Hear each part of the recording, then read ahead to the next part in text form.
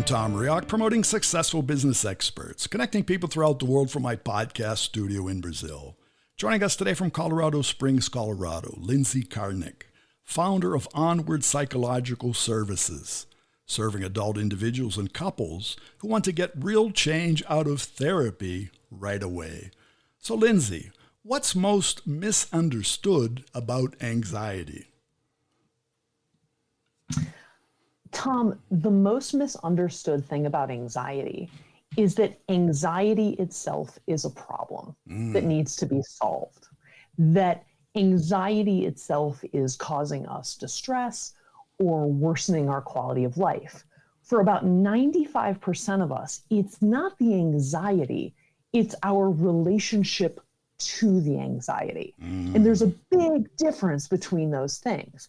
Anxiety itself is sort of a normal, natural, and quite frankly, helpful development, right? It's how we got to the top of the food chain. Right. Yay, us.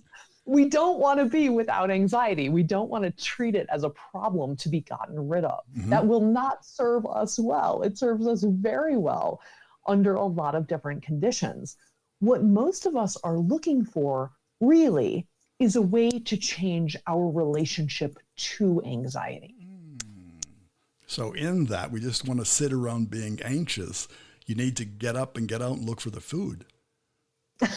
Yes, I mean, 100%. Anxiety, I like to describe anxiety like this. Do you remember when it was probably the mid-90s, when radar detectors became very, very popular for cars to see if you were coming up on a speed trap? And people were sticking these radar detectors on their windshield, right. Yes, and so excited because every time allegedly it would beep, you were about to save yourself from a speeding ticket. And then what happened is you'd be going through life and the thing would go off about every 35 seconds because it picked up on grocery store doors and drugstore doors, right? Anything that had a radar component would trigger the car radar detector. And so people would be jumping out of their skin thinking there was a speed track every 200 feet, knowing full well that that wasn't the case, right? And so what's happened for most of us is that we've confused a signal with a threat. A beep in a radar detector in a car is a signal that you might want to look around and see if you see somebody with a speed gun. It is not the same as a threat. For us, many of us have started to treat an anxious thought or a feeling of anxiety as a threat, as opposed to an indicator, a little beep that we might want to have a look around in our surroundings and sort of double check the rearview mirror. Does that make sense? It does, and it makes even more sense today because now in the car we all use Google Maps, and Google Maps here shows where the radar are. Yes, and at the same time saying if you're speeding to buy fresh bread, by the way, here's the bakery. Yes, it shows us where many other things are if we're willing to be curious, to your point, to look around and say, okay, there was a beep. What is going on around me? Yes, is it a CVS or is it a policeman writing tickets? But in life, and going to that point, I'm looking at your site and you say you feel trapped, and many people do feel trapped. They feel stuck, right? And then why can't I just move on? So in that point, when they're stuck and they want to get out of it, and they don't like what's coming, that's when they call you? Often people feel really stuck because they've sort of latched onto the idea that they need to stop having the thoughts and feelings that they're having in order to feel better, which is a fool's errand and not true, right? No one has yet been successful in stopping their thoughts, or if they have, it's been through mechanisms that have other undesirable consequences down the road that are not what we're going for, right? Nobody's been successful in that. Or they sort of stuff those feelings and end up with other sort of explosive emotional experiences down the road. So attempting to feel better via stopping thoughts and feelings or suppressing thoughts and feelings is not a sort of viable, sustainable way to feel better. It's maybe a temporary stopgap measure where we all sort of know that we're going to have to pay the piper down the road. It's just a shell game, right?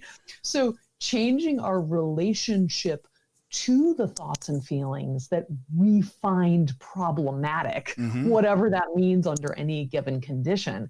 That's really the task at hand. And I see you serve adult individuals and couples. Yes, I see adults. Generally speaking, as an individual, we have our own thoughts. As a couple, then you multiply those double thoughts by 200, right? Yes, maybe by exponentially. Right. Yeah, so, but you do that. You do serve the individual, and then you do serve the couple together, or the couple maybe individually separate, depending on. Yes. Yes, depending on all sorts of things. You know, couples work is tremendously interesting for individuals because, you know, being in any kind of couple, and it really, I would say in relation to any other human, it doesn't really matter if it's a romantic couple or just another human. Your neighbor. Your neighbor, absolutely, your adult child, your friend, your mother, whoever. It's a little bit like standing in front of a funhouse mirror. Other people will reflect you, although it's not exactly without its own distortions. Yes. But it's a really interesting way to get productively curious about yourself. And I couldn't agree with you more, because one of the things that I find throughout life is most people don't see themselves as themselves. From podcasting, most guests don't hear themselves as themselves. Many persons have never heard themselves. 100% of us have a 0% success rate transcending our own subjectivity. 100% of the time. But that's where we need, I don't want to say help. We need some comfort from others. A more neutral, more professional help. Ooh, I love the word neutral. Yes, I think the idea of a neutral feedback. Yes. And that doesn't have to come from a stranger per se. We all just need to be aware that everybody shows up again with their own little funhouse mirror elements. But to that point, it's best to get a professional who knows what they're talking about. I would say so. And I would too, knowing you and having heard you and seeing what you do. That's it. And that doesn't talk. It's neutral, but neutral and professional. Yes, neutral and professional. You want to talk to people who are able to see the forest and the trees concurrently. Right.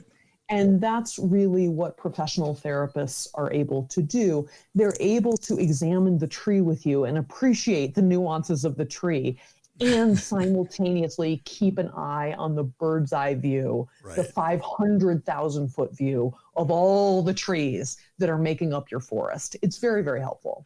Very good. So how can our listeners find you, Lindsey? Certainly on the web at my website, which is onwardpsychservices.com. Instagram, I specialize in practical, tactical videos that have wonderful little nuggets of advice and strategies, really concrete strategies for coping with intrusive thoughts, runaway thoughts, the kind of thinking that really tends to cause people aggravation.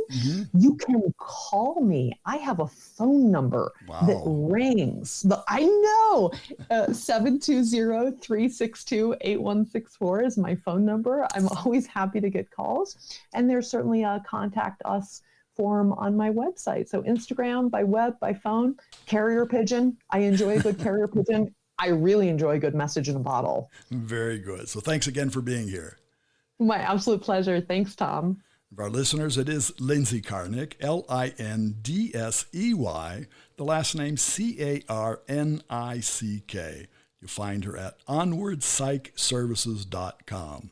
Cafe Networking is brought to us by Focus MI Market Intelligence, an agricultural market research specialist in Brazil.